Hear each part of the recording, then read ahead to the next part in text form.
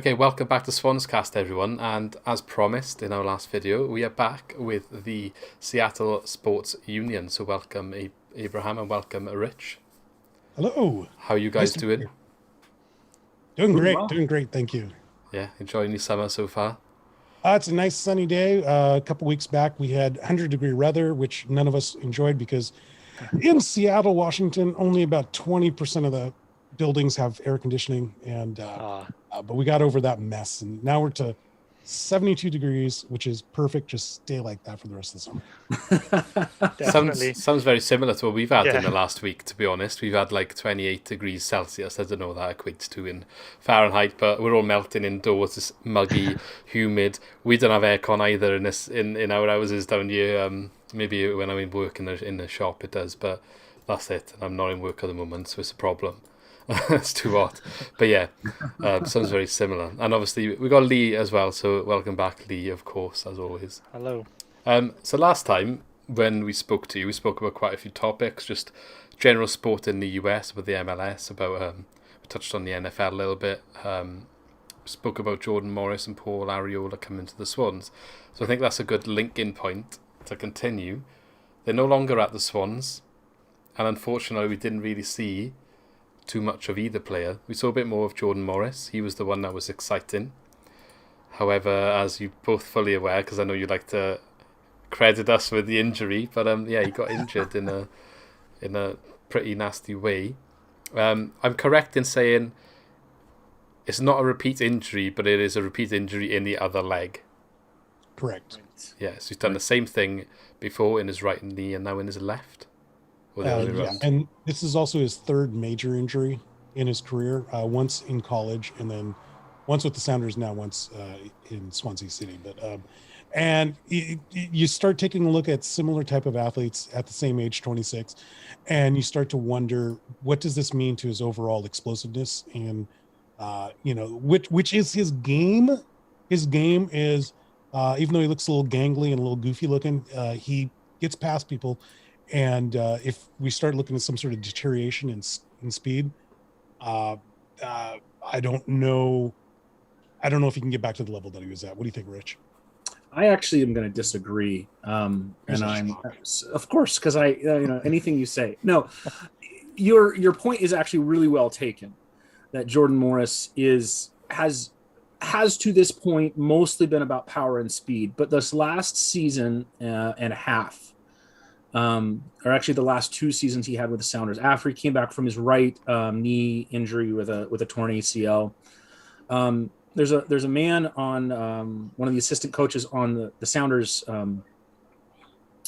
coaching staff. He's the assistant coach for offense. His name is Preki, and he basically was an offensive powerhouse in early Major League Soccer's time, and he basically made Jordan Morris go through striker school and winger school. And he, basically, you have a period of time where you're able to run, you're able to train, but you're not up to full fitness. You haven't been given a clean bill of health to play, but you're practicing every day with the team. And he basically made him go through, back to goal moves, crossing left, crossing right, all the different things, cross it from this point with your left foot, cross it from this point with your right foot. Just over and over and over. Basically, Jordan Morris is that kid who's never had to do technical training ever in his life because he always was the most talented player on the field. He was always stronger than everyone else and faster than everyone else and good enough with his right foot that he never really had to develop things. And finally, when he blew out his right knee, he learned to actually be good with his left foot, to the point where, he had 10 assists the season before he went to Swansea. And then he also developed an outside shot, which is not something that he had really had before. He wasn't known for someone that could be outside the box, make a move, make a little gap and hit it. And he actually hit the crossbar or the post 4 times last season. On those outside shots where he was just one-on-one with a defender, made a move, and just because he had the worst luck. He didn't get a single goal off of that. But all of a sudden, I mean, each time he hit it, he hit it with power, such that it rang the post, and it makes that dong sound, especially in a post COVID world where you don't have the fans making any sounds. It's just the players, and you just hear that ringing sound. So I think that he has the work ethic, and I think that he has an ability, even if he is not quite as explosive, to still be effective. Will he be as good as he was the last 2 years? I don't know. With that being said, the doctor that did the surgery is a famous knee surgeon, Dr. Andrews. He went down to LA. He's the guy that scopes all the people for the NFL and for Major League Baseball and for the NBA. And he said that he had every expectation that Jordan Morris would make a full recovery. So, and then there was video a few weeks ago of him practicing, and he looked like normal. I mean, they're not expecting him back this season. Probably next spring is the earliest he would play, but he's in training. So yeah, I saw that he was in training, and I was actually going to ask you how has his recovery been, and if it is his last chance, or like how he's going to recover from it in terms of his playing ability, really. But yeah, like he's back in training, but they're not expecting him back till spring, you're saying. So that's quite a long process now, then, considering he's back kicking a ball to actually getting on the field in the match. I think that it's just the type of knee injury it was. This is how it was last time as well. And I'm no expert on the type of ACL tear it was, but he was out in 2018. He was out as well for the same. He hurt his knee in early March and didn't come back until the next March. So, but trained with the team for, I don't know, a good 6 months before he made his reappearance. So they said it's almost exactly the same injury as what was said. So, and 12 months time frame. His father's a physician, and one of the reasons why he came back a little bit faster than expected last time is he kind of has this work ethic and understands what his body can and can't do, and gets good advice from his own family. So yeah, do you think that's linked with his like experience with his diabetes, that he knows his body so well, with his treatment he's had to have with that, or management that he has to do around being a professional sports person because of the diabetes, that helps him with his recovery from other injuries as well, sort of just that understanding. A massive part of an injury recovery is the mental side of it, isn't it? Just the will to get up and try and make that recovery. So I was just gonna jump in on a quick question actually for you guys. What was the initial reaction when you heard that Morris had been injured in Swansea, and it looked like it was going to be another long-term injury? What was the sort of reaction from the fan base? Yeah, so a lot of the players on the Sounders, they come from different parts of the world. They come from different states. They come from different backgrounds, etc. But what you had with Jordan Morris is somebody who came from Seattle, and even though he went to college somewhere else, he came to the Sounders. That's his first MLS team, and so you get a sense of ownership's not the right word, but pride, a cultural pride. This is one of ours. This is our kid. This is the one that we've heard about on TV throughout his entire career at Stanford, and this is our guy. And Casey Keller, the goalie, would be another good example of that, where Casey Keller came from a suburb of Seattle called Tacoma. Tacoma would be mad to hear that they're called a suburb, but deal with it. You're a suburb. You're not a real city. And Casey Keller, played college in Oregon. He played in the Premier League and closed out his career here in Seattle. And he's thought of as our guy. This is the one that we followed his entire 20-year career with. And it hurts more when it's somebody that's almost family, to see their career derailed, that their dream would be to play at the highest level you possibly can. And how awesome would it have been to to ride on that ship of Swansea City into the Premier League and make a name for himself at the highest league level in the world. To see that dream taken away is obviously horrifying for him, but there's a sense of sadness for Sounder fans, and just my take on that. I'll chime in also just on the longer term project of the Sounders franchise. The current general manager, Garth Lagerwey, was brought in with a mandate to build out the academy and to make a pipeline from all the soccer talent that there is in the Pacific Northwest. And the Pacific Northwest has an ability to produce an outsized amount of soccer talent given the population and the bad weather that you have during the winter. Like that is, I mean, the kids play on muddy fields all fall and winter. But you'll see just hundreds and hundreds of, you just drive around and anywhere there's an open field on a Saturday or a Sunday, there's kids playing soccer. And, how do you take that and then get that, that interest and that drive up through into a professional soccer environment? And so he's built basically this academy, and they've had some really impressive results the last while. And one of the last pieces of that is now that they've got this talent, 2 years ago, the academy kids actually won their age group at the Generation Adidas tournament. They beat the likes of, I think it was either Benfica and Valencia, who brought their first team academy players over. And basically they've made sport of like smashing the heck out of all the American teams that are there. And it was the other way around this time. So they've got good products, but then it's now, how do we make a pipeline to other leagues, especially to Europe, right? And so this Jordan Morris sale was the first, it was the first voyage across the ocean really since DeAndre Yedlin was sold to Tottenham, I think in 2013. He plays for Newcastle now. He plays for Newcastle. I think he was sold to Tottenham, and then he's behind, whoever the right back is for England, Walker. Oh, yeah.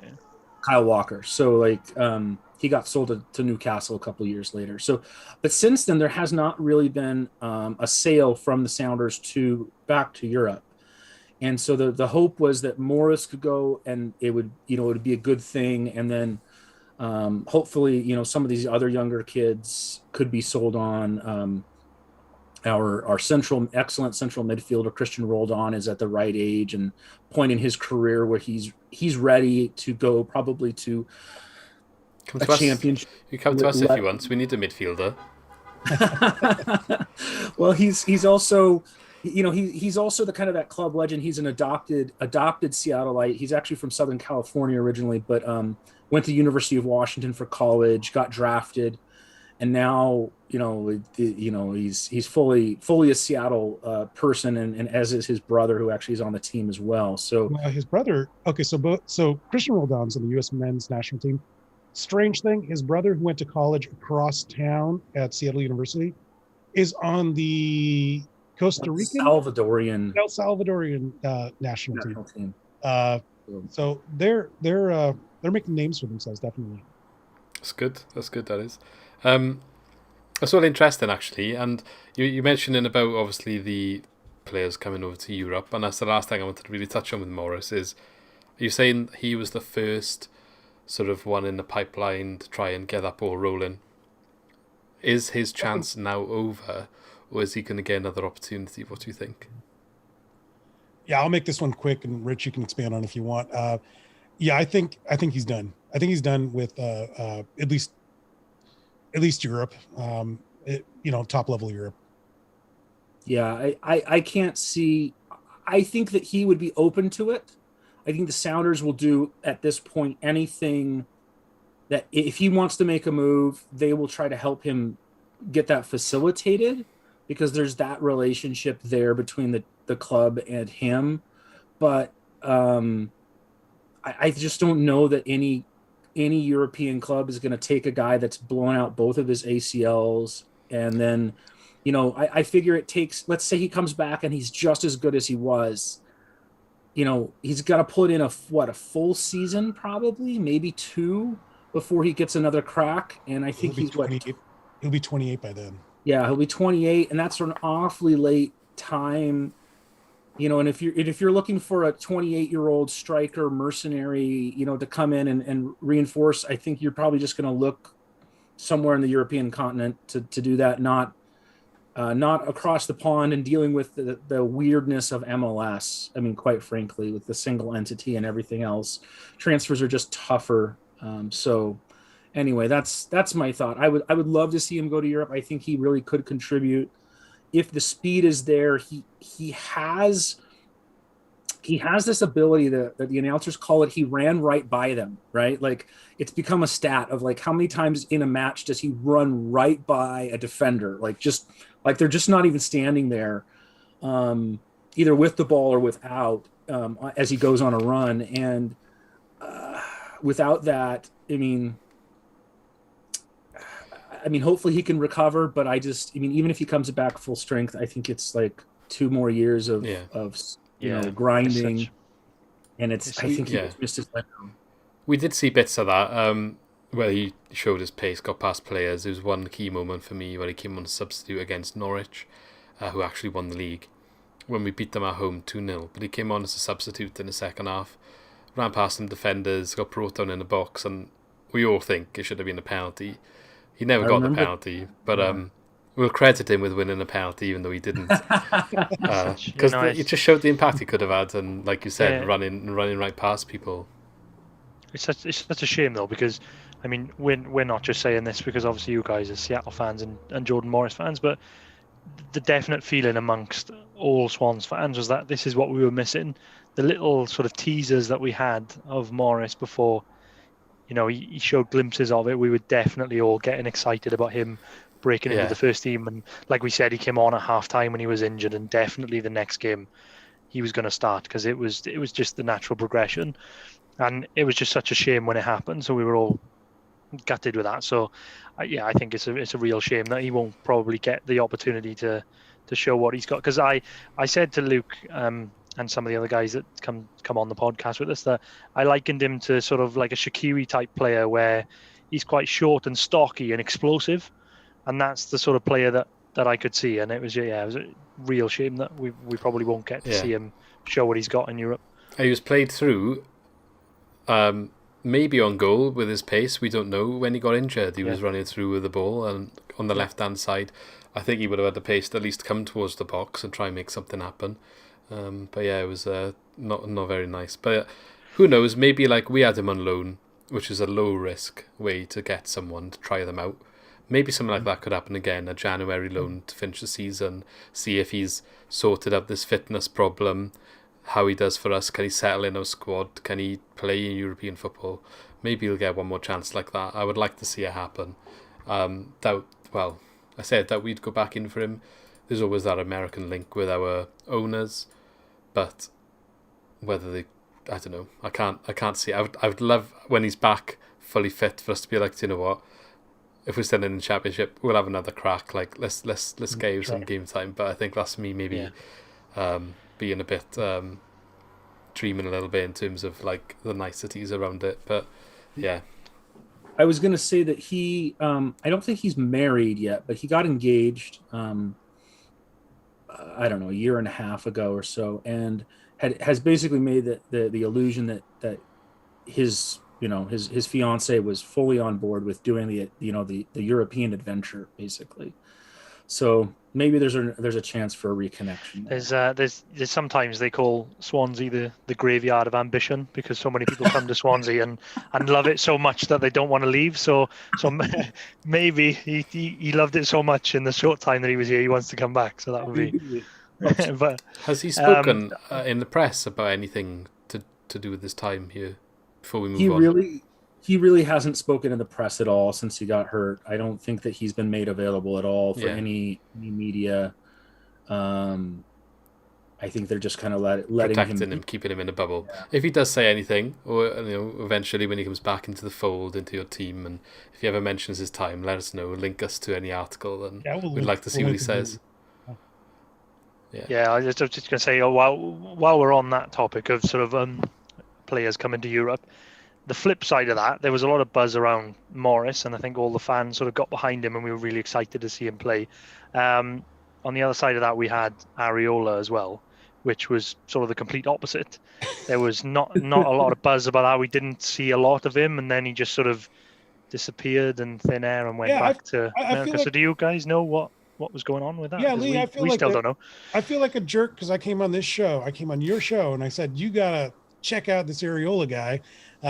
Came up from DC United, probably because one of your owners owns. Yeah, I think one of your owners owns DC. Is it Levian? Is it? Yeah. And so he's a good player. And would he play 1 or 2 games maybe? Do you know what? I think this is the classic. You asked me just now in your podcast, shoved out to these guys. They have their own podcast, Seattle Sports Union. So we just recorded an episode there, so go check that out. But we mentioned Steve Cooper and him leaving now, and some of the reasons regarding maybe players that he can't choose, or that kind of put in round pegs in square holes, or the other way around, whatever the phrase is, you know what I mean? Square pegs in round holes. And Paul Arriola screams the sort of player that wasn't a Steve Cooper player. He didn't want him necessarily. He didn't really fit any sort of role, because we were like, where's he play? Some people were saying striker, some people were saying right winger, some people were saying right back. So it's like, so what are we signing him for?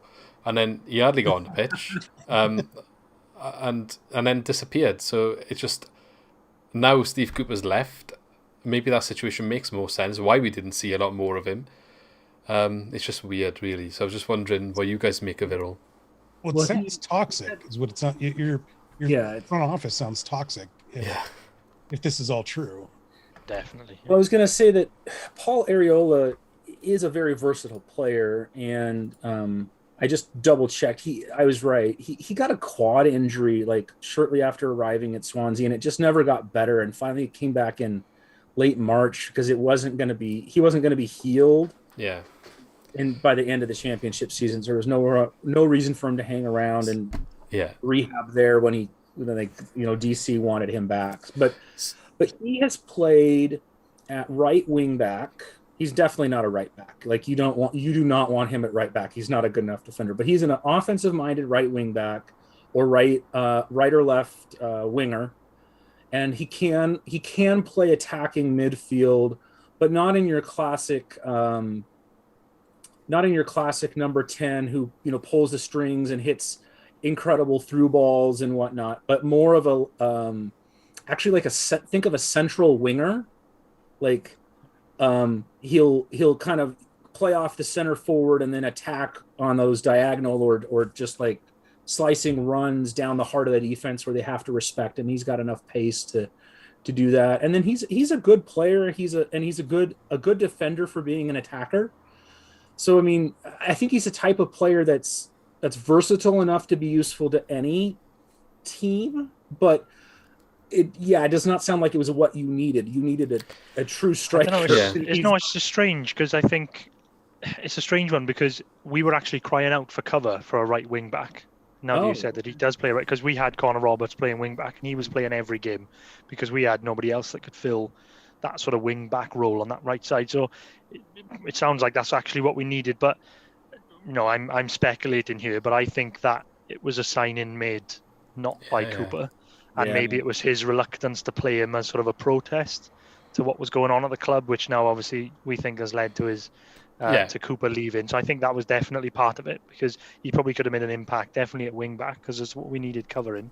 But also we signed another right back in the same window, which made me feel like he's not signed for that role. And when he did come on, he came on like up top alongside the other striker. So maybe what you just said in terms of dropping back behind and trying to make those runs in those gaps. He did have one opportunity where the ball fell to him in the box, like 6 yards out or something, and he skied it over the bar. It did take a bobble before he hit it, mind, but I think that wasn't the way to work yourself into the team. But I think from what I recall, Cooper was saying like, he's not quite fit enough. He hasn't had a pre-season. He's not quite fit, which fair enough. But we were all getting confused. Okay, you're saying he's not fit and you can't play him, you can't start him even. Why can't you just bring him on for like 5 minutes at the end, then 10 minutes at the end, then 15 minutes and build up his match fitness? And that's how you get him fit. And that wasn't happening. That's what we were getting confused at. And then all of a sudden, what happened was, right, there was, do you know sometimes when a professional or a famous person has tweeted something 10 years ago and then it gets brought back up randomly? Sure. Something like that happened. I can't remember exactly what he tweeted, but it was something that these days is offensive. Something got brought up and he had to apologise, as is always the way in modern times.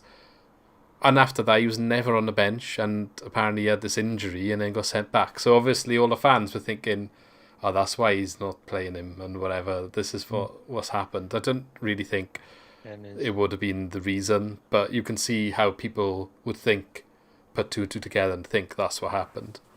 In his defence, now that we talk about it, I definitely think there was that issue with the Twitter where they dug up the old tweets, but I think that he was definitely made a scapegoat in the Cooper versus Board battle. I think definitely, and he was the sort of the middleman in between it all, the pinnacle of it, which led to the bad relationship. So I think he was unlucky in that sense because the fans wanted to see him more. We were asking, well, why can't we play him? We need more players. We need to see something different, get him on, and it never happened. So I think he was lost in that, in the sort of the internal turmoil that was going on in our club. Kind of a pawn of the definitely. Yeah. So I wonder if I wonder two things. One, was the inclusion of Arriola and Morris trying to tap into a pipeline of talent in America, or you have names that can sell jerseys? I think Morris was legit. I think Cooper wanted Morris. You could tell because of the way that he used both him and Arriola. He didn't really use Arriola. He was definitely trying to integrate Morris. Every game since Morris came and was on the bench, he was the first sub. It obviously was. I think we might have spoke before, but Cooper has sometimes been questioned in his reluctance to make substitutes. Sometimes he'll only make one in like the 80th minute, and fans are like, "What are you doing? Like you could make 5 subs last season because of COVID," right. and he's not really using them. But Morris was legit being brought on, obviously, like I just said, actually. So like he'd have 5 minutes, then 10, then like 15 and half an hour. And then the last game when he got injured, he came on at half time because we were losing, the forwards weren't performing. He was like, okay, get on, show me that you can start the next game. That's what it seemed like it was going to be. So I think with Morris, Cooper did want Morris, I feel, the way he spoke as well. With Arriola, it did not feel like that at all. It just felt like it maybe was, but then you look at the links, that Arriola came from the club that the board's got interest in. Yeah, it's obvious you can make that link there. Maybe that is either like they, I don't know, made a deal that was, you could get a player in for cheaper because you've got interest in both clubs, and that's why we got that extra body. Or maybe it was like, oh yeah, you'll come over and we'll sell some Swansea shirts in DC, and we'll sell some DC shirts in Swansea. I don't know. Maybe that was the thinking behind it. Who knows? Well, the Jordan Morris shirts sold out at your team store. So I don't know. I just had that thought. Did they? I thought they just print the names on demand. No, actually, you just reminded me, and I made a note, and I wanted to say it on your podcast, and I forgot that. I'm sure the commercial. Every so often the club does like a fans forum where you can dial in on Zoom, and there's like the commercial director and all these, there's about 100 directors of the club sort of do a talk. And the commercial director of the club said that the Jordan Morris shirts had sold out quicker than any other player in the history of the club. I guess that shows how highly rated he is over with you guys, and how much people were looking forward to seeing him coming over, which makes it even more of a shame. We're still gutted. We're still trying to get over. And to be honest, right, if he came over, was a fantastic player for us, and sold us shirts, it's a double bonus because we need money, and I would take that. Speaking of needing money, let's move on to the next point, because we did kind of touch on bits of it, just regards to Steve Cooper. So I've already kind of briefed you a little bit. Obviously, all our fans know what's going on, so I don't necessarily need to go through all the details. But from your perspective as like not directly involved in Swansea with the club, like maybe you're fans now peripherally through Morris and you like to keep an interest. What would you say, or how would you assess his season last year and how Steve Cooper did with the team, really? Do you think it was above expectations, below expectations from what you would expect or from what that you saw when you've seen Swansea? I maybe didn't word that very well, but you get the gist. What was our impression of Steve Cooper as far as last year specifically? So I really only I only started watching when Jordan Morris was there, and then and then as you guys made your push to the playoffs, I made sure to watch those last 5 or 6 games, and I honestly, I don't see anything. I don't see anything in the on the field strategy that made me think, wow, this guy's a genius. This guy's the next biggest thing. But Rich knows a lot more about that kind of stuff than I do. Did you get anything out of Steve Cooper? I mean, I looked at a coach who looked like he was trying to fight with one hand tied behind his back. He just did not. I mean, he had Ayew, who's like the superstar, right? Definitely Premier League, top 5 European League level player. And then he has a whole bunch of other players that are just not at that level. And you can only ride that one great player for so long before they get worn out and before everyone else starts game planning to stop him and saying, okay, beat us some other way. And I mean, it seemed like every game that I watched, you were always coming out in what the 3-5-2, the 5-3-2, however you want to call that, right? Yeah. And it didn't seem like there was any tactical wrinkles, right? Like, and that kind of concerns me. And maybe he's really good at motivating his players and trains well with them and whatnot. I mean, there are a lot of different types of coaches that don't have to be tactical masterminds to get like really good results, right? With that being said, when you're punching above your weight, I think you got to have something to surprise other teams. Oftentimes, I mean, I've seen, a team do something strange, and in that 10 minutes while the other team's adjusting to the strange thing, the first team gets 2 goals, and that's the match, right? Because they weren't prepared at all for this tactical wrinkle. And it's not that they're a bad team, and it's not that the other team is good. It's just that, oh, holy crud, they're doing this. And we don't we haven't been able to adjust, because especially with soccer, you cannot call timeout. You have to adjust on the fly. And if you can't get your defense right or your offense right, you're going to be in a world of hurt until you have a chance to make those adjustments. So, I am always one for, regardless of sport, but to have an ability to surprise your opponent, even if it's not like the very best thing you do, at least having that, so they have to think about something besides just your bread and butter, I think is always a good thing. And it looked like he didn't have either, because he couldn't trust people to execute what he wanted them to do to surprise, or because maybe he just inherently lacks creativity. I don't know, but I mean, he seemed okay, like not anything bad, but like I'm very concerned about the infighting between the technical staff and the front office. That seems not good. Yeah, I think this has been an ongoing thing.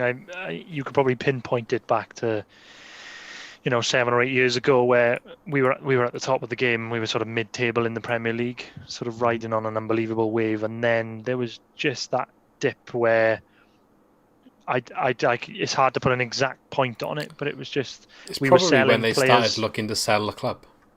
Yeah, so the definitely board members at that point, then maybe weren't as invested in the future, because they know they're going to be selling within a year or two. It's a long process, isn't it, to go through a sale, and you've got the new board members who, let me just say, like, maybe didn't fully realise how to operate a Premier League club and keep them there, and the next level of money that's involved with staying in the league. Sometimes throwing money at the problem isn't the way to do it, and that's kind of what they tried doing and failed, and that's why we're now in this mess in terms of Can't buy players, can't support the manager. Yeah, I kind of wonder that too. The two owners that you have, actually, I think it's an investment group, but is this just a status symbol? Like, I own a soccer team in England or in Wales? Yeah, this was actually. Sorry, go on, you. Oh no, is it a status symbol? That's all I was trying to say. Yeah, this was going to be the question that we were going to ask. We mentioned on your podcast that we were just desperate for some communication about what the future of the club is. So we were going to ask, do you know, like, the structure of our ownership group or the owners or anything? Because we're just absolutely desperate for what is the plan going forward? Because it just, at the moment, it just seems like a deterioration of the squad quality. We're selling players for high fees and bringing in players that are not at the same level. But over 5 or 6 years, the squad is just getting worse. There won't be anyone left to sell in a couple of years. Yeah, we're asking managers like Cooper to sort of perform above their weight just to try and get us in that level. We wanted to know if there was any take on. Yeah, I hated to do this to you guys last time, but I was a bearer of bad news, the harbinger of doom, in that one of your owners owns one of the most mediocre to sub-average basketball teams in America. And he's an absent owner. He doesn't do much. Which team is that? The one in Nashville or the Grizzlies, is it? Grizzlies, Memphis Grizzlies. Oh yeah, Grizzlies. Which owner is that? Is that Kaplan or the other one? I think it's the same ownership group. I think they own. Are they both in it? They definitely got connections in both teams anyway. Yeah, definitely. But Rich was saying that the other owner is the DC United owner, who does get a lot of star players on their team.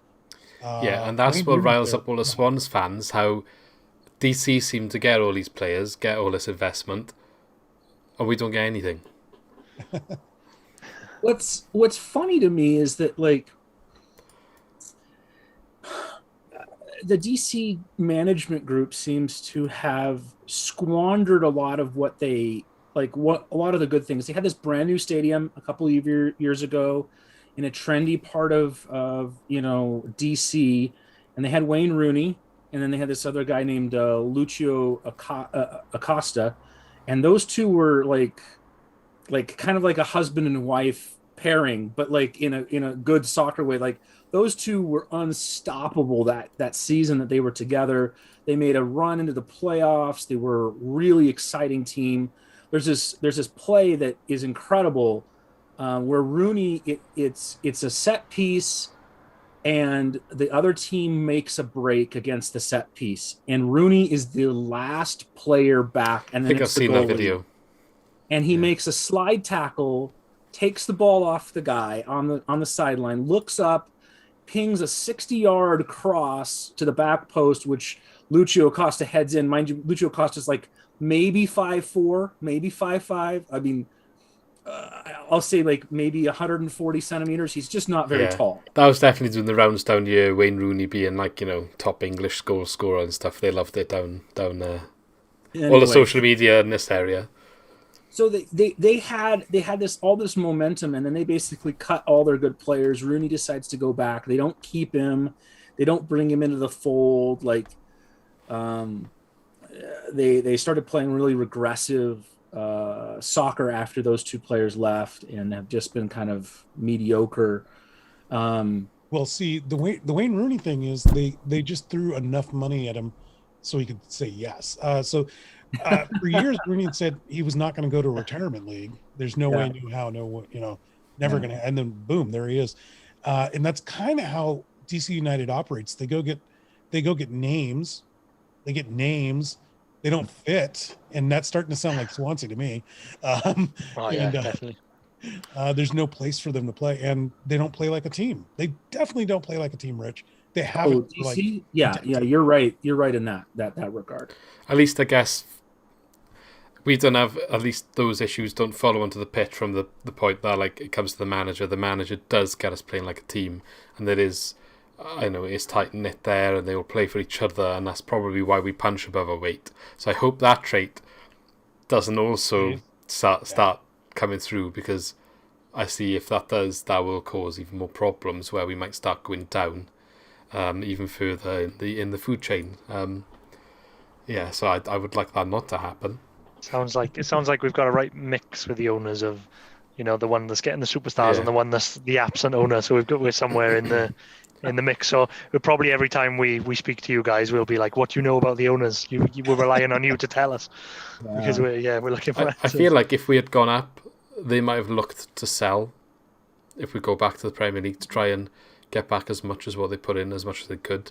But there's no way they can do that while we're not in the Premier League. And that's the only way. I feel like until they've literally had enough, which business people, and I guess they're not doing much. They're just hoping for the best in the long run. Well, I was going to say, I think that it's a management problem. That I'm sure you've heard the management thing, that you get promoted until you get to a level at which you fail, right? And I think that sports management, especially in a relegation promotion world, I mean, there's a reason why these top managers are good at saving clubs who are about to be relegated. You know what I'm talking about, like the Sam Allardyce type. Not anymore. Yeah. Well, no, but I mean, like, you understand the type. There's always these veteran coaches of the Premier League, of the Championship. They're kind of hired guns. They come in, they save the team, they play really defensive, conservative football, but they keep you up, right? That's Lee's favourite, by the way. He loves it, and Lee.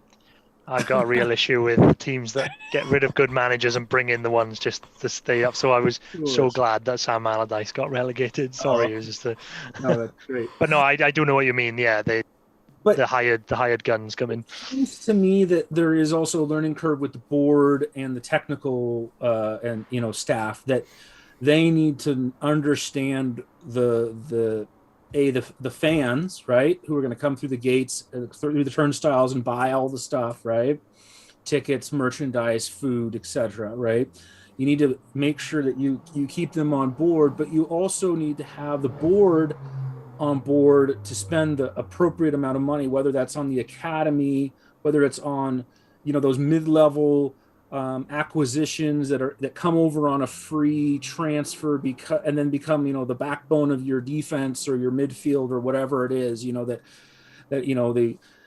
they're not from Swansea, but they become Swansea legends because they were here for 5 years and part of 4 great teams, right? Like it's those types of things that I think that seems like it's lacking, and not just in your club, but I'm sure in a lot of clubs that come up to the Premier League and then bounce down, right? Like, Norwich is kind of one that's kind of seems like it's on a yo-yo between the Championship. Yeah, they've got a good structure. They have. They've done it right where they've gone up. They didn't really spend. They consolidated some good players that were good to go back down. So they didn't spend all the money they got for going up, which meant they had money when they came back down to make sure they could keep all them players, get more experience, get a couple more that are right, and they've gone back up again. And I feel like this time they've got a much better chance of staying up because they've just got a better overall squad. So I do like what they've done, to be fair to Norwich. Well, but, I mean, we have to look at that's a hard one to figure out, is unless you have some past knowledge of a owner. Would they have done what had been done to Swansea a little while back? Would they flip the team? Would they sell it at a great profit?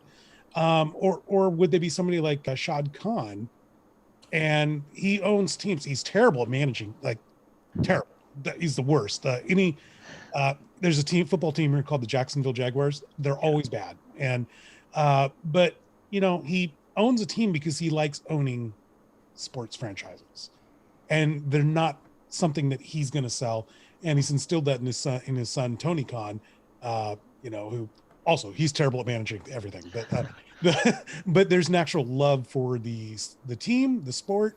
What's the name of the team that Shad Khan owns in England? It's Fulham as well, isn't it? Fulham, yes. Yeah.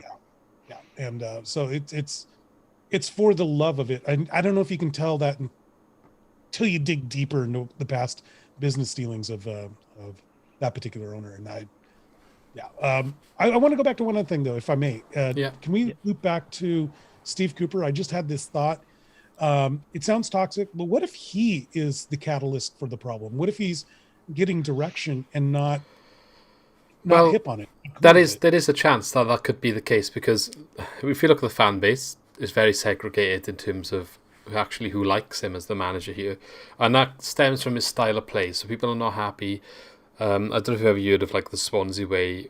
We've always been associated since our rise to the Premier League with exciting, possession-based attacking football.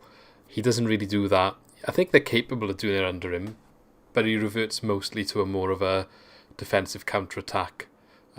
He can do the attacking, which makes, back to your question earlier, Rich, if maybe he doesn't trust them to do that all the time. Don't think he's got the quality there maybe.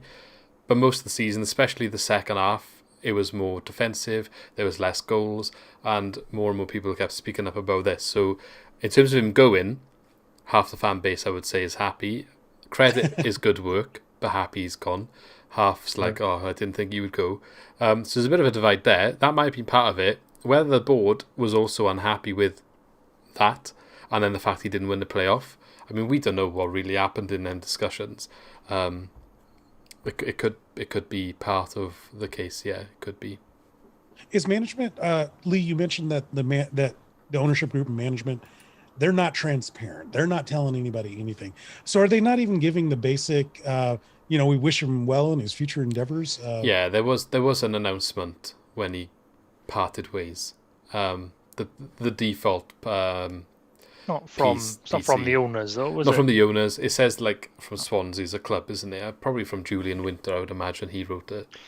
Yeah, but nothing from the ownership group, really. Yeah, silent. So the middleman, then the director. There's no little hints you can pull out from what was written, or was it just very bland and vanilla? The big thing was the fact that they said this decision was reached 2 weeks ago, and Steve said he would stay and do training until we were in a better position to move forward. I'll try and pull it up quickly. While I am trying to pull it up quickly, though, you said you watched the playoff final or some of the playoffs. Did you watch the final?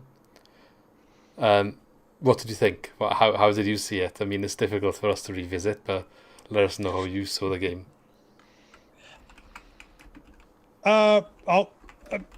Again, I always defer to Rich on the technical stuff. Just to give I had to pull it off of the internet somewhere.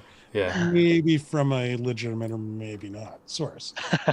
So I wasn't getting anything that I consider to be a high quality pull of it. I didn't think the announcer was that good at explaining what was going on either. I don't know if it was the same broadcast you guys might have watched, but it wasn't very good.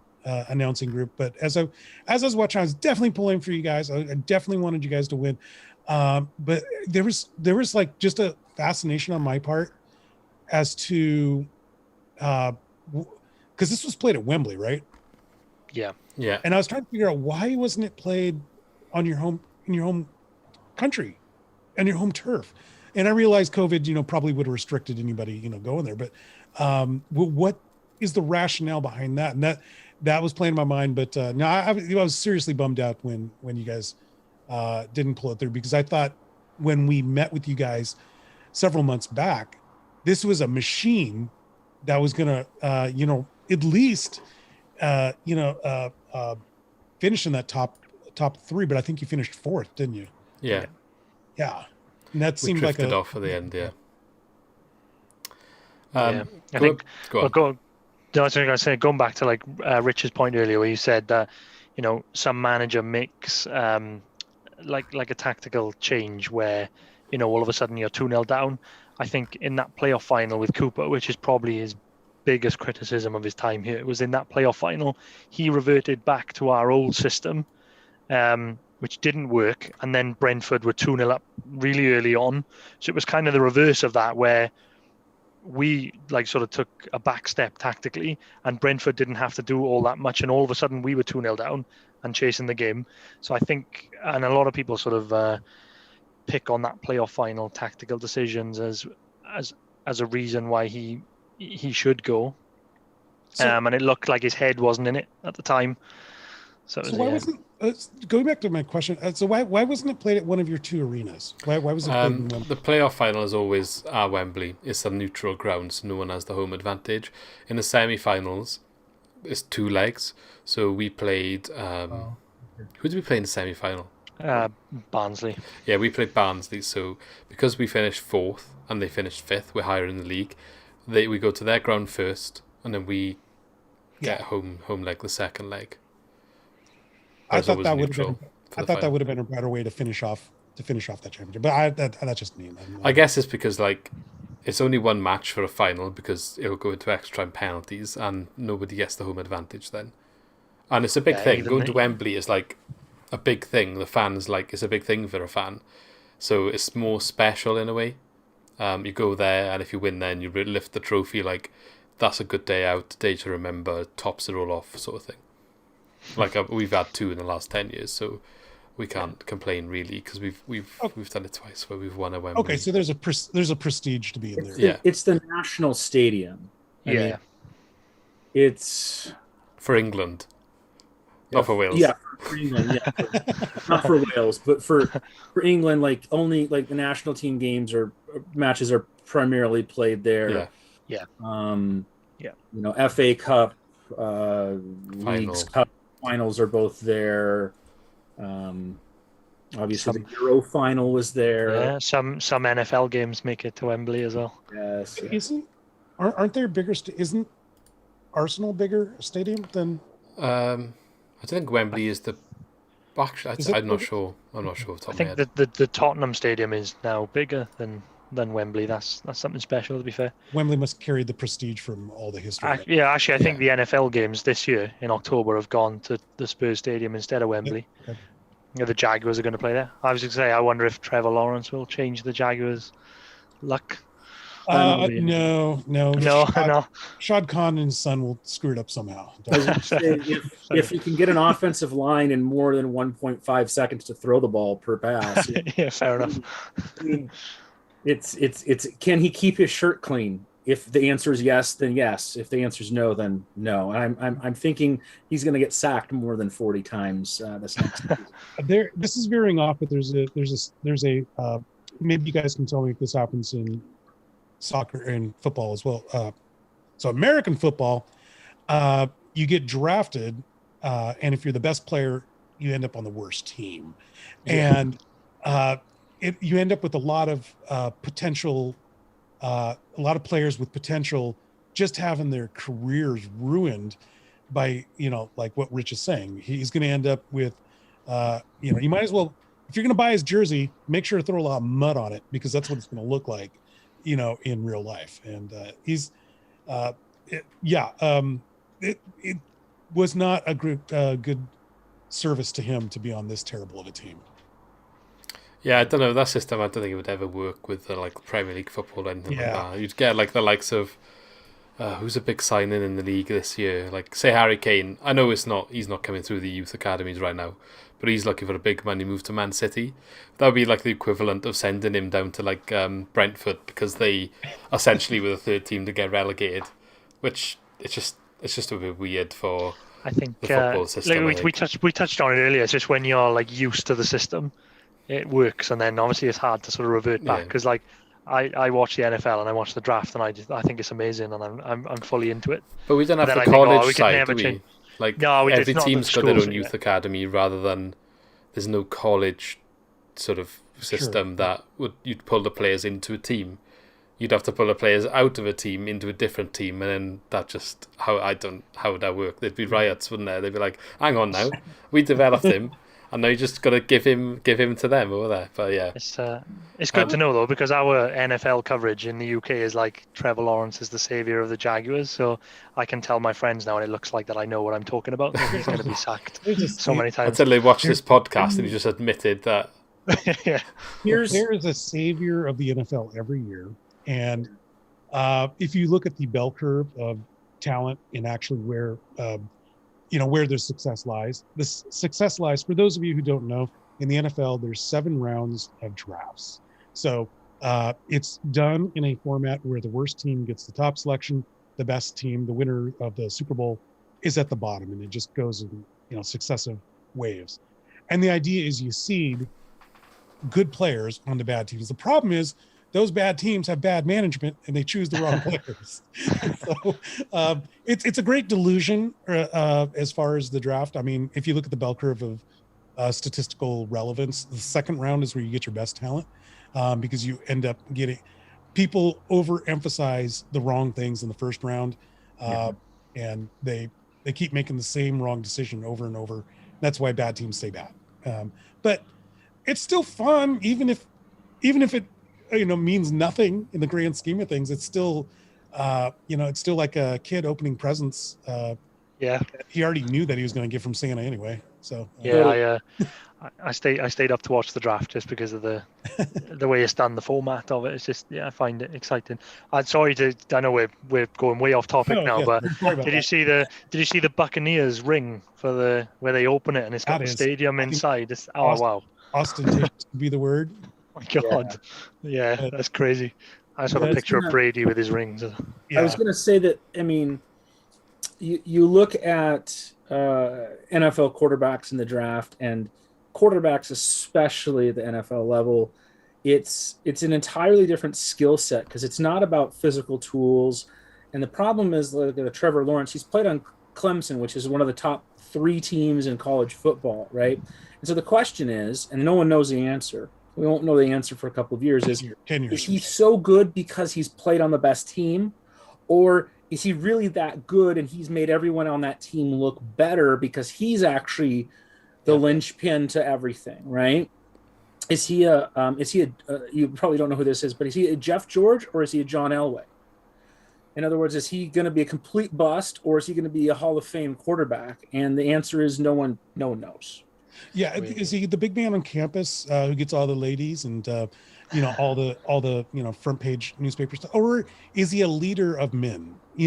And it's hard to tell at the college level because leadership is an intangible. There's no scorecard value I can put. This guy has leadership. Check. You don't know until he's on his back after a 300-pound man just suplexed him and has to get up and tell his team, we're doing this all over again, even though my spleen is bleeding, I guess it takes some time. I mean, and again, I'm pretending to know what I'm talking about now, but I think like Joe Burrow, who was won last year, we still don't know if he's gonna what sort of talent he's gonna bring to the NFL until he's had a couple of seasons in.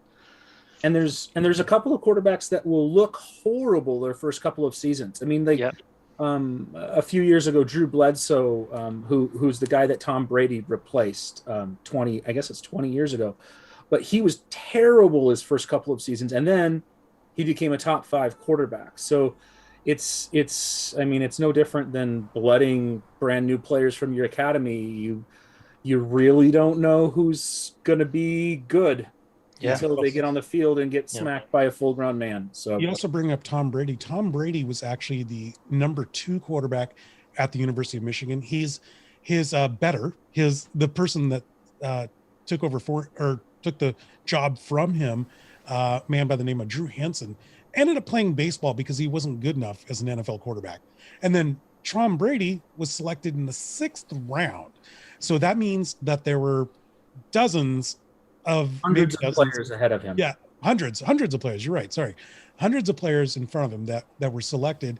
And at the 6th round, the Patriots were like, well, I don't know, draft this guy. Why not? It's late. We need to pick somebody. Let's get out of here. And then it turns out to be the best quarterback of all time.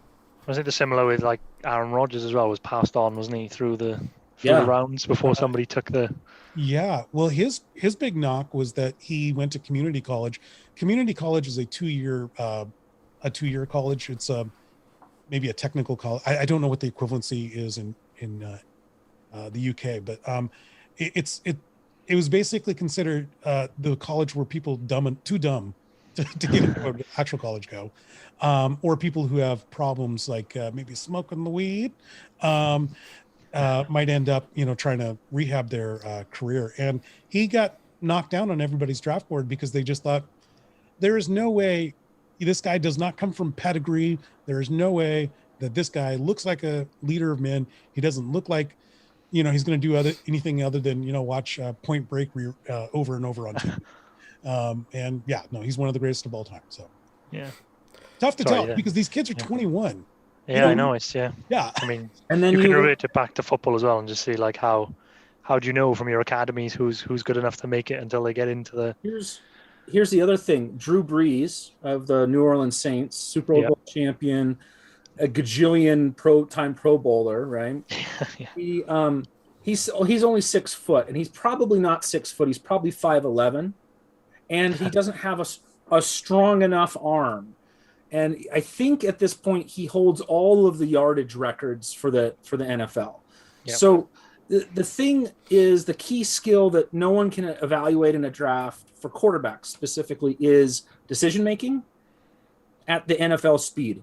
Just like, it's I guess it's the equivalent of like national team duty. Like it's just played at another level of speed and precision. Yeah. And someone might kill in league and go to the national team, and they just can't hack it for whatever reason. Same deal. So quarterback has 3-4 seconds at best to make a decision, and you have to run a whole bunch of calculations as to what all 11 defensive players are going to do, and then try to remember what it is that your wide receivers are going to do. And then, by the time I just said that little statement, some 320-pound man would have just, landed on. Just thrown me into the dirt, So sorry, I love the diversion. I mean, I talk to you all day about the NFL. And if any Swans fans are watching, watch Draft Day, the film with Kevin Costner. Please check your YouTube as to when everybody stopped watching. No, I think some people do enjoy. I need to take more, learn more about NFL and American football, because I watched a little bit. Was it the last year's Super Bowl, and we put bets on and I think I won a bet builder, and I didn't have a clue what I was doing. But that's actually one of the funnest things about the Super Bowl is all the little side bets you can make. I won a decent amount of money because when we got to the playoffs, I backed Tom Brady. I thought Buccaneers were Brady. I just thought it's got to be.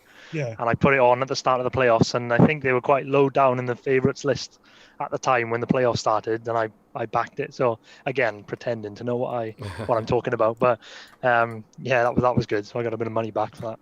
Yeah. So there's another thing. You're talking about a 42-year-old man who's throwing to receivers half his age, and most people had already decided to set him out to stud. This guy's done. He's nothing. He might as well just go roll around in a bunch of money with his wife Giselle, because no point in rolling around in the mud with defensive linemen. And what does he do? He proves everybody wrong and wins the championship. I mean, it's utterly fascinating. By the way, Tampa, their management, that's an example of management that did things right. They went out and got a head coach with a vision, and they decided to trust the head coach with that vision, because he said, I want Brady, I want this player, I want that player, and I want to run my offense and defense the way I want to do it. Something that, if we loop this conversation back to Swansea, it sounds like general management and coach not on the same page. Yeah. And sometimes you can do that, but most of the time it doesn't work. I mean, here in Seattle, the Seattle Sounders had when Gareth Lagerwey came in as the technical director, we had a coach named Siggy Schmidt, and he was a very famous coach here in America, had several championships, but he wouldn't play the players that the management went and got. And so we told this legendary coach, you got to go, and Rich, I know you can expand on that, but we brought in somebody that had more synergy with the management crew, and the management crew actually leave him alone because they have this synergy. And whereas Siggy Schmidt and management butted heads, it became this fight as opposed to a Rich. I mean, you can probably expand on that more. Yeah. I was just going to say that right now we're super duper blessed with the front office of the Sounders being, quite frankly, the best in our league, and it's and right now our coach, I think, is arguably the best in the league. I mean, right now we're top of the table, and he just beat a team on the road with a bunch of teenagers and like his one veteran striker and the one veteran center midfielder. I mean, it was there were two starters, two players that at the beginning of the season, if you penciled out the starting lineup, would have been, you know, in their starting 11. So very, very fortunate. I'm really, really happy that things are coming up roses right now. But more to the point, the front office and the general manager goes on a local radio station every Tuesday night and talks to the radio guy about what's going on with the club. And the head coach goes on every week and talks to a different person about what's going on with the players and everything else. I mean, so there is like actual accountability on like with the local media of what is going on with the club. And That's good. The general manager regularly does interviews with not just like the one radio station. He does it with a bunch of them, and you know, sometimes really deeper conversations about what they envision, you know, the future looking like, how players need to be brought in, what he looks for in managers. And he's very frank. He's like no one lasts forever. At some point, the head coach Schmetzer is going to leave, and we need to have a plan for that, right? It's my job to have a plan for that. At some point, our star players are going to leave. They're going to retire. They're going to want to go someplace else. They're going to not be good enough. We need to have a plan for that. And so I don't know. I hope that your organization can get itself right, so that, because I mean, I can't imagine that it's sustainable just from a marketing perspective to alienate or have this distance between the front office and the players and the fans, right? Like COVID's hard enough. And I mean, I'm a fan that's almost 1,000 miles away from Seattle. I'm in Salt Lake City, Utah, in the middle of the country. But I feel like this affinity for the club that I support because there's all this content, and the front office talks to people. The majority owner talks to the media about stuff, right? Like about the plans, about their ambition, right? Like, yeah. And at some point, if you don't have that, people stop spending money. Yeah, well, that is starting to happen. You've got people saying they won't renew their season ticket. They're not going to buy the kit. And there is definitely that radio thing. Something like that is missing from down here, definitely. And I guess something's got to give at some point.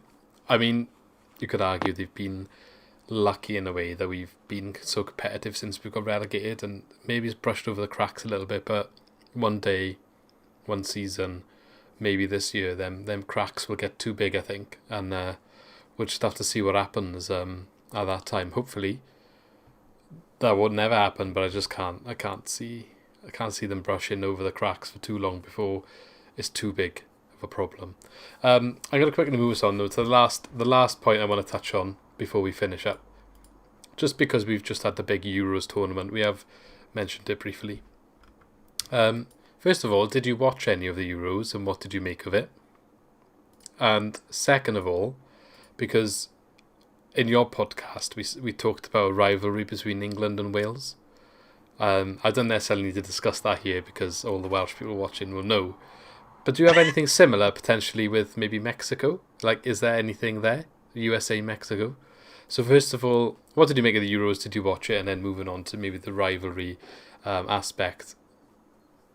Yeah, I can go first, Rich. I watched the Euros, especially as they got to the round of 16. The local bars here have they will open up for these games. You know, you're starting at like 6 a.m. Pacific time here because people flood these. You know, people flood these bars, and some of them are have national ties. For example, there's a German bar up the street for me, and that they're gonna bring in that crowd, and same with some British pubs down a little bit further south.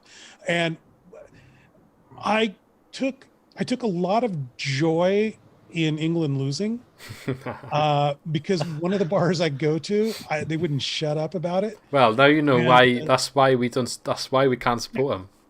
Yeah, no, I'm glad you guys told me about that because I don't feel like, it was just a matter of, I was kind of rooting for Denmark. I don't know why. They're just a small country. I got to see a bunch of their games, and I thought, wouldn't it be cool if somebody different, this, because I'm a little sick of England. I'm a little sick of Spain. I'm a little sick of Germany. These same old teams. I wanted somebody new, and I was really pulling hard for Denmark. And well, Denmark knocked us out, so I wouldn't have minded if they went all the way.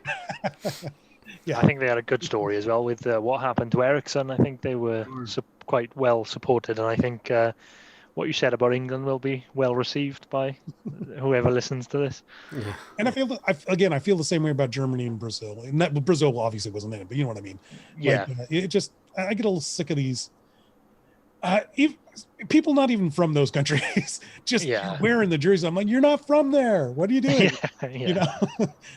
Rich, did you have? I mean, I really enjoyed the Euros. It was really nice to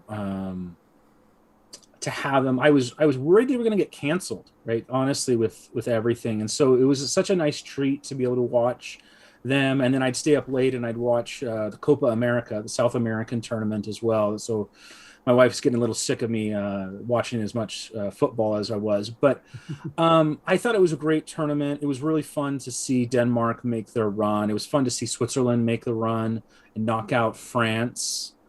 That was brilliant. That was just a comment. My comment is that all of the big countries played far too conservative. Probably France, fair. you've got Kylian Mbappe. You have Kylian Mbappe. Play to win. I mean, you've got Paul Pogba. I want to see a Paul Pogba to Kylian Mbappe lob through ball over the top. I mean, if that is not like your like go-to strategy, I don't know what you're doing as a manager. It's just insanity with the level of quality of some of these teams. The conservative, negative, regressive football that was played. And Southgate deserves to have lost that final for bringing in 3 players right at the end just for penalties and then making them kick penalties. It was horrible, and I'll tell you, I was rooting for England because I wanted to see the good story of they finally win a tournament after however many years since 1966. And I don't like the Denmark's never won it. Screw that. Like, I've never liked the Italian national team. So like there's just some, I don't know, some grinding there. Maybe because of the level of floppiness that they've had historically in every tournament. So maybe you're still scarred from Roberto Baggio missing that. There is that too. Yes. But like, the tactics in that final were ridiculous. I mean, England had arguably the deepest, most talented roster across the board. And there's a ton of creativity that you can do with the players that you have. And I feel like Southgate did the exact opposite of what good managers do, is that you have these players. How do we get the most out of them? How do this is not working. So maybe I bring on my young winger like Jadon Sancho and I see what he can do against a worn out back line that, has been dealing with Harry Kane banging on them all match long. Right. Yeah, but how do you do this, Rich? I mean, you're asking a coach to take superstars and make them do something they might not be accustomed to doing. And then you're asking them to get this up. You want this creativity. You're going to have to get some chemistry. Right. They all have to be on the same page, and they don't play with each other that often, and they don't train with each other. They had a 3-week camp before the Euros. I mean, like, these guys had plenty of time to generate chemistry, and everyone's playing with the same deck of cards. They're all these national teams have the same problems of that they don't play club football together. So isn't it easier just to go ahead and play a basic game plan? Don't make mistakes. That should win you. I mean, they got really far doing that. Right. So what do you want, man? What do you want out of this guy? Yeah, I do see what he's saying though, because like there was a lot of games where you think that talent in that team should be winning more than 1-0, like, I think, or 0-0 against no, I Scotland. think the draw favoured them as well, in the sense that they did beat Germany in all fairness, but then they had Ukraine and Denmark in the semis, which helped them. But he if you did could play choose teams. Yeah, but he played like 7 defensive players. They had so much attacking talent, but he went with 7 defensive players on the pitch at one point, and then you're struggling to fit your best players in. But I mean, I'm biasedly, I'm happy. You had to go to kicks. You had to go to kicks though to lose that game. So the strategy worked. Yeah, because they went 1-0 up right at the start, and they just defended, didn't they? That's that's the thing, is that what's his name? The head coach, you play to win the game. I can't remember who said that in the NFL, head coach. You know what I'm talking about, Abe? Yeah, Tony Dungy. Yeah. Tony Dungy. No, it wasn't Tony Dungy. It's the other guy, Herman Edwards. It was Herm Edwards. They're like twins. They're like brothers. Anyway, Herm Edwards, you play to win the game. And England really and every big team, they didn't play to win the game. They played not to lose. And then hoped that their talent would give them a moment of magic. Instead of a kind of gruesome thing, you put your foot on the other team's throat and you said, okay, we just went up 1-0. Great. Let's go get another second goal within the next 10 minutes. Let's go for it. Like, we're here to win. You say that, but if you make the PKs, that's on the players, that's not on the coach, then you're calling this guy the greatest coach of all time. No. That is absolutely on the players. He put 3 really young players in for penalties at the final of the national tournament. That's not even other players. He got the order of them penalties, like the players he chose to take them. Not correct. I know what you're saying though. I mean, sport is just so, if they win the penalties, then everybody hails him as the greatest. He brought these players in to take the penalties. It was a genius move. Right. So they weren't too far off. But if they score an extra time because they have fresh legs. Yeah, but you don't take off like Jordan Henderson and bring on whoever he brought on to take a penalty. You let Henderson take the penalty. He's Liverpool captain. He's experienced. Why is he not taking a penalty? I don't even like England. Why am I defending them? I know. I'm just saying. I'm totally happy that they didn't win, because we've got to go to all these English clubs on away games, and we wouldn't have heard the end of it for another 25 years that they won. Probably for the rest of our lives. For the rest of we wouldn't have heard the end of it. So that was. I'll just revert it back quickly though before we finish. I mean, there's obviously that rivalry between like sort of Wales and England, and Scotland didn't want England to win as well. And I actually watched the Nations League final, USA and Mexico, and that was brilliant. Pulisic scored the penalty, didn't he, in extra time? So would it be the same sort of thing if, like, say for example, if Canada or Mexico were in the final, in a World Cup final or something, would you be wanting them to win, or would it be you don't want them to win as local rivals? Would it be, what would that be like? I no. I want to beat Mexico 10-0 every single time we play against them. Canada I don't care about. I mean, like, I want to beat them, but they haven't been much of anything until like the last few years. They were good in the 80s, but we were pretty bad, and so they haven't been anything to really worry about for some time. But they've got a number of really good players who are playing at the top level in Europe now. Is it that left back for Bayern? Yeah, yep. It's Alphonso Davies, and then they've got Henry David, I think. As well, and they've got a few other players. They've got a pipeline of players that are going to be in Europe soon, and so they're going to be good. But no, I want to beat them. The Mexico-U.S. rivalry has been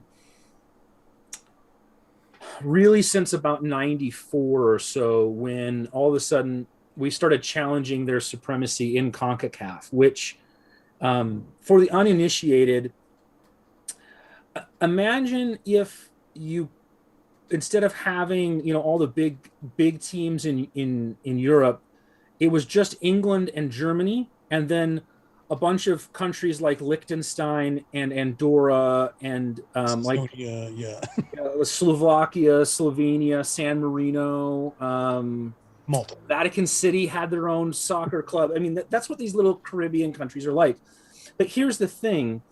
Instead of playing on these beautiful manicured pitches, right, like that all the players are used to in the Premier League, You're going to the high school pitch, which, like, if you went over it with a car suspension, you're going to end up with losing like 5 teeth. Like, it is a wrecked field, and you have to play an international soccer match, and the ref is maybe a high school level ref, who is never going to call a foul on anything unless you're bleeding, like from hip to knee. I mean, it's just the roughest, cheapest, chintziest, most passive aggressive dark arts football you've ever seen. Okay. Yeah. And this is what Mexico and the United States play in. And finally, the two of them get together, during this qualifying for World Cups or in a tournament. And now it's the two powerhouses, but then that style of football still exists. So you have all the dark arts, you have all of the gamesmanship, and it is really truly hate between the two countries on the soccer pitch. I would say off the pitch, though, you'll actually find a lot of Americans of Mexican descent who actually actively root for Mexico over the United States. Correct. That is true. True. And that one I don't really get, but I don't have any kind of hatred. First of all, Canada, I forget they're there half the time. I just think they're part of Alaska, aren't they? And then Mexico, there's no, like, I don't watch Mexican League like you do, Rich. So, I only watch it during CONCACAF. That's about it. But yeah, I don't sense any rivalry. The real rivalries in America, I think, come between, I guess you would call them derbies over there. But they come from more local regions. For example, the Portland Timbers are the Seattle Sounders' arch nemesis. And if they went to a MLS Cup, or if they go to Champions League for CONCACAF, I actively root against them, and I hope all their players get injured, and I hope the city falls into the ocean. Yeah. In a strange way, that's good to hear, because we had, like, when England got to the final, all the media were just sort of saying, "Oh, Wales, why don't you support England? We're neighbours. Scotland, why didn't you support?" We're like, no, we really wanted to lose. Yeah, and they didn't support us when we got to the semi-finals last time either. So it's all good for them to say that now. It's not just us, by the sounds of it. It's all about them. That's what it is. Anyway, I think that's a good note or time to end. Good note to end on. So, go on. No, I was going to say one quick question. You got yes or no? Are the Sounders going to win it this year? They started so well. Are they going to win it this year? Yes or no? This is going to be recorded now, Lee. It's going to be on the internet forever. They've started so well. Yes, they will. I will say this, that all the odds makers like them. I think that they have as good a chance to win as any. They have as good a chance to do a double as any team. The playoffs are going to be tricky. I think I will go out on a limb, and I will say that they do win the Supporter Shield, which is the regular season, championship for the team with the most points. But the playoffs are always a kind of a crapshoot. It will really depend on injuries and whether we get any sort of reinforcement in this transfer window. Yeah. But I like them better than any other team right now, especially with the fact that they're missing 10 players. 10 like 10 starters. You look at the 10 players they're missing, that would be like enough for a starting lineup. You could throw a fan in there, and it's enough to probably win against most teams. But yeah, I think that this is their year. I really do. Yeah. Oh, good. We'll definitely be supporting. Yeah. And hopefully, I don't know, a couple of months we'll have a round 3 or something, and hopefully they would have won it by then. And you could tell us George Morris came back in the playoff final and scored the winning goal. I would love that. But on that note, do you want to tell everyone where they can find you guys, your podcast, and oh, you bet. Check us out on iTunes and Spotify and Podbean, and that's Seattle Sports Union. Oh, and then Rich, what's your Twitter handle? I'm at SSAU_Richard M. And then also check out at Seattle Sports U on Twitter, and like us on Facebook. And what sort of like overall content to discuss on the podcast if people were interested? Oh, you bet. When we're not discussing Swansea City, which we constantly do, Of course. we discuss most of the Seattle sports, including some of the peripheries. For example, in my hat is the Everett Aqua Sox. They're a minor league team for the Seattle Mariners. So it's Mariners, Seahawks, University of Washington football, Washington State football. So just basically all the local sports are covered there. Sounds good. So give them a check out on one of those platforms. It is a good listen. I do hop in and out of some of your stuff, especially when you are talking about the football stuff and the Swans specifically. So always a good listen. So definitely worth checking that out. And as always, thanks to everyone for staying with us on this one. Thanks, Lee. Thanks, Abraham. Thanks, Richard. Don't forget to subscribe to the channel to keep up to date with everything. So obviously this is the first podcast of the new season. Got plenty more to go ahead of the season kicking off in a couple of weeks. Drama, obviously, at Swansea, so loads to discuss, I'm sure, in the next couple of weeks. So let us know in the comments what you thought about everything we discussed today. Leave a like as well. It helps more people see our content. And we shall see you in the next video. So thanks, everyone, and have a good afternoon, evening, night, whatever time it is now, where everyone is. Go Swans. See you soon. Thank you for watching. Don't forget, if you enjoyed the video, to click the like button to help us grow. To keep up to date with all of our new uploads, hit the subscribe button and push the bell to ensure you are notified of all of our new videos. As always, engage in the comments and let us know your opinions on what we discussed today. And if you want to support us directly, check out our new merch where you can find some awesome Swansea related t-shirts.